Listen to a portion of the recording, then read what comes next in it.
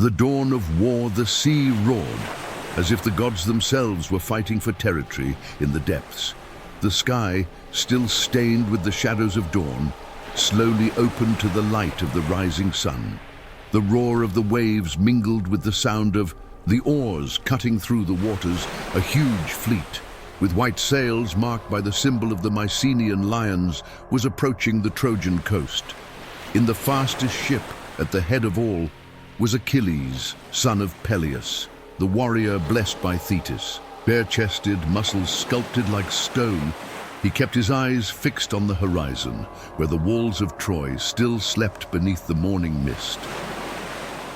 "We will arrive before sunrise," said Patroclus, his cousin, adjusting his golden armor. "Are you really going alone?" Achilles did not answer immediately. He took his short spear, twirled it between his fingers, and fastened the black horsehair helmet on his head. The expression on his face was not one of arrogance, but of absolute focus.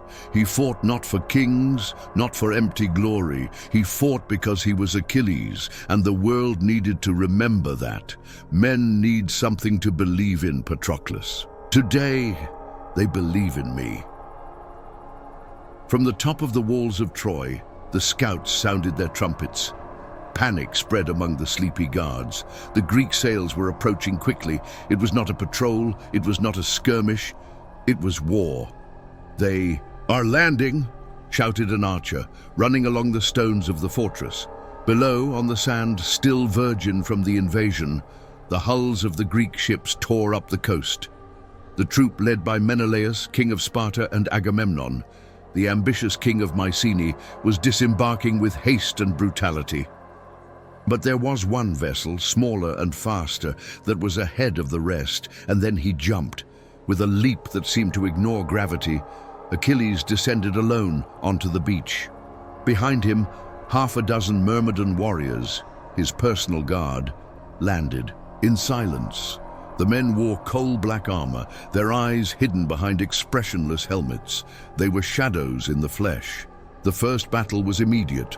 Trojan guards, alerted by the scouts, ran along the beach armed with spears and shields. They expected to find a battle line, not a single figure advancing with the fury of 100 men.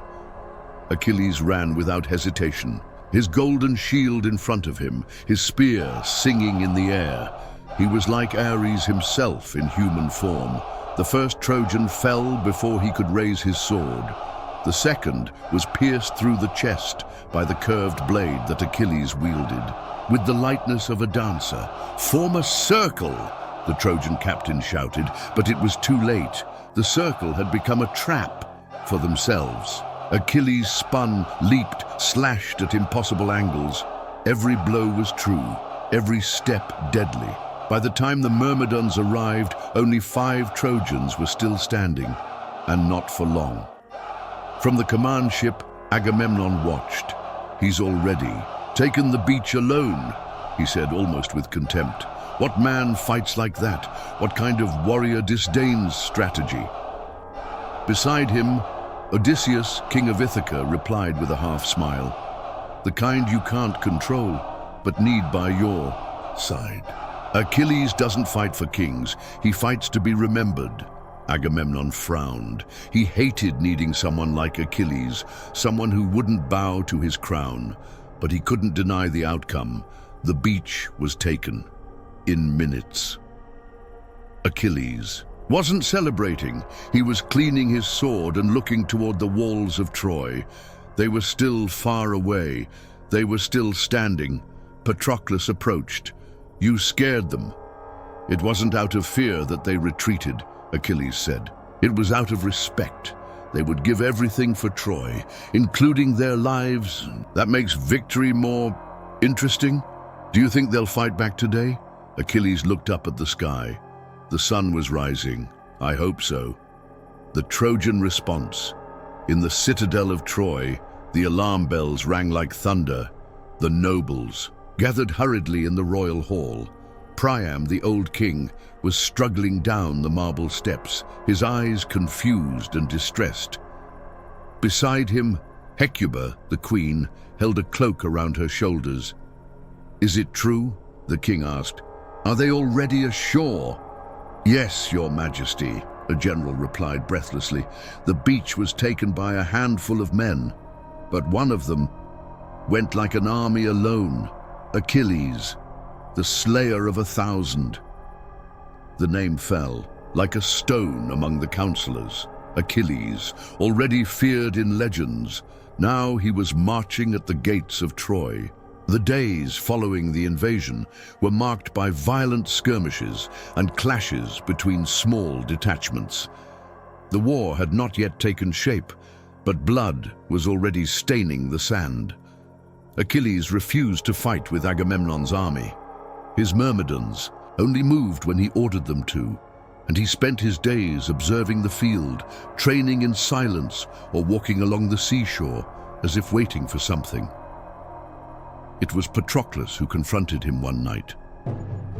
"They are dying out there, Achilles. The Trojans are pushing our lines. How many more must bleed before you move?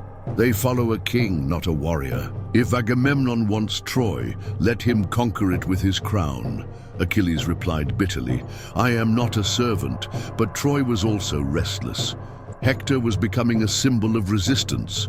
Every day he led daring raids, raiding supplies, burning tents, and killing Greek commanders with surgical precision. Agamemnon's army began to falter, and then, one stormy afternoon, fate took a turn.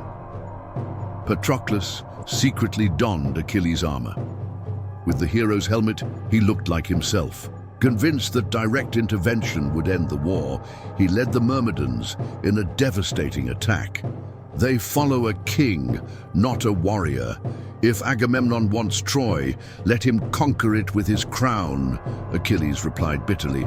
"I am not a servant." But Troy was also restless.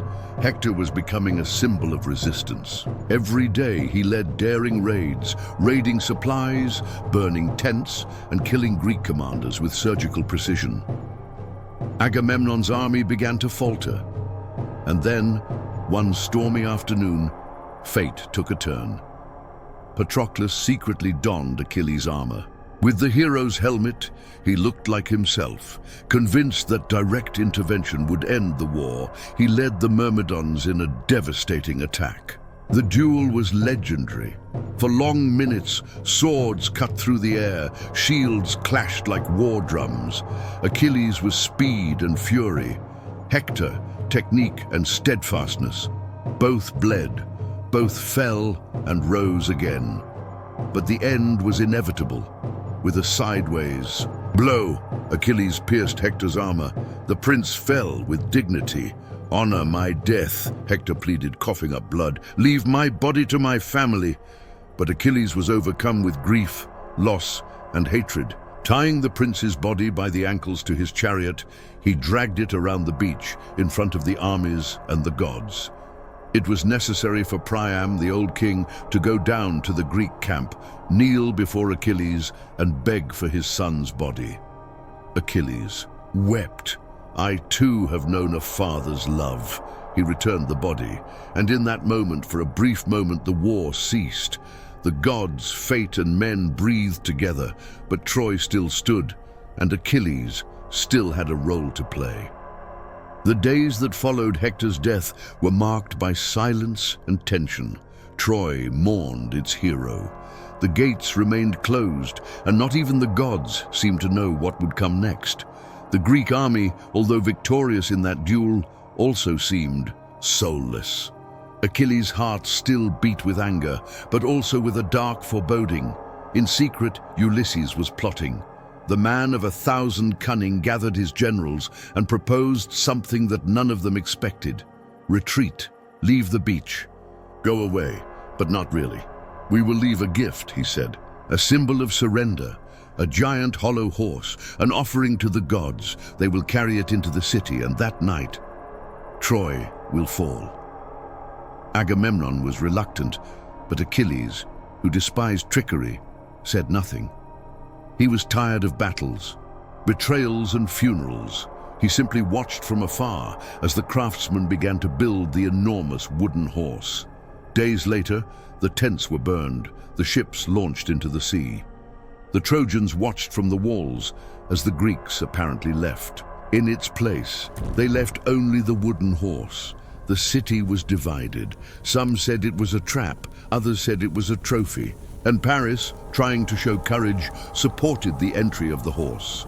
Cassandra, the cursed prophetess, shouted through the streets, "Don't bring it in! It will bring the end! It will bring blood!" But no one heard her. Proud Troy celebrated the end of the war. The horse was taken to the center of the city. In the dead of night, when the stars seemed to whisper secrets, a hatch opened. Ulysses, followed by Achilles and other warriors, emerged from the darkness. They killed the sentries, they opened the gates, and then, hell, the Greeks returned. In waves, they invaded Troy with fire, blades and fury accumulated over years. Priam was murdered before the altar. Paris fell trying to protect Helen. Women were dragged away, children were hidden. What was once glory turned to ashes. Achilles, however, sought only one destination, the temple of Apollo. There, they say, he met Polyxena, the king's daughter. And perhaps, for a moment, he wished for another life. But Paris, wounded and vengeful, waited for him in the shadows. With a bow given to him by Apollo, he shot. The arrow, guided by the god, found the hero's heel, the only vulnerable spot. Achilles fell like a cracked marble tower. In the dead of night, when the stars seemed to whisper secrets, a hatch opened. Ulysses, followed by Achilles and other warriors, emerged from the darkness. They killed the sentries. They opened the gates. And then, hell. The Greeks returned, in waves. They invaded Troy with fire, blades, and fury accumulated over years. Priam was murdered before the altar. Paris fell trying to protect Helen. Women were dragged away, children were hidden. What was once glory turned to ashes. Achilles, however, sought only one destination, the temple of Apollo. There, they say, he met Polyxena, the king's daughter, and perhaps for a moment he wished for another life. But Paris, wounded and vengeful, waited for him in the shadows. With a bow given to him by Apollo, he shot. The arrow, guided by the god, found the hero's heel, the only vulnerable spot. Achilles fell like a